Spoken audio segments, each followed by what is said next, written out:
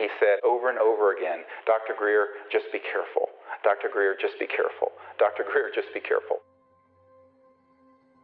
Let me explain something that happened in the last 7 months or so. When you hear this, you'll be astonished and you may weep. I wept. We had a man, I have to be very careful about how much information I give about this situation, who was assigned to a very compartmented, classified project. He was a civilian, a brilliant inventor, someone who knew much more than Tesla or Einstein or any of these people. He had worked out down to the mathematical formula all the trans-dimensional technologies up to and including, and I'm going to give you a short list: teleportation, dematerialization, anti-gravity, 𝖕𝖊𝖘𝖘𝖙𝖚, energy from the vacuum, etc., and so on. And I'm just getting started. This guy is amazing. I've been in his lab. Now the way this works, let me explain this a little bit. Someone like that, had his own company, the intelligence community came in and stamped everything top secret, put it in a vault.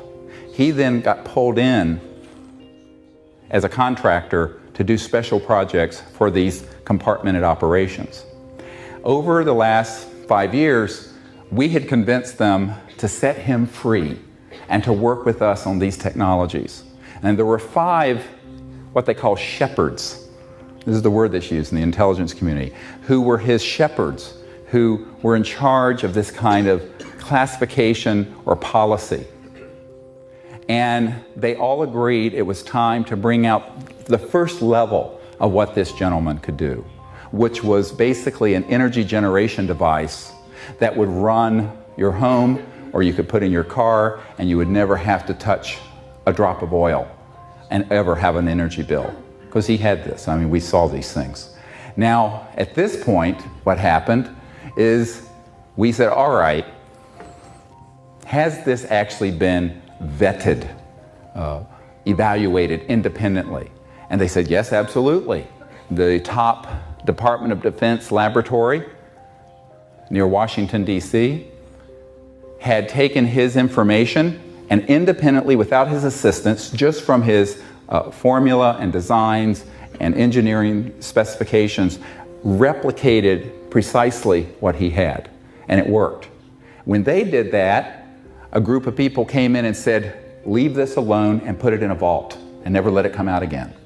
I know the chief scientist of this lab, who is a very good friend of mine. So this is a technology that has been built, tested, independently reproduced, on the shelf, ready to go. In November of 2008, this past November, Dr. Bravo and I and Dr. 𝖕𝖊𝖘, our science advisor, and our board hosted this gentleman at my home in Virginia. I live in a country house out near Monticello, Thomas Jefferson's home. And he came and we met for several days, and he agreed to build, within 3 months, one of these systems so that we would be able to have this out by this spring to you, the people who need it, the good people of the earth. His intelligent shepherds had said, yes, do it. All of them together. I'd met with them. Within 3 days of his returning to his skiff, which is the term used for an underground electronic eaves-proof place where you cannot get any communications in or out, but it's a highly classified facility, he was reordered out of that facility and dropped into a rat hole in Iraq as a support technician.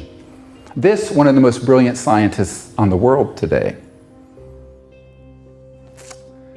He called me up and he said, just over and over again, Dr. Greer, just be careful. Dr. Greer, just be careful. Dr. Greer, just be careful.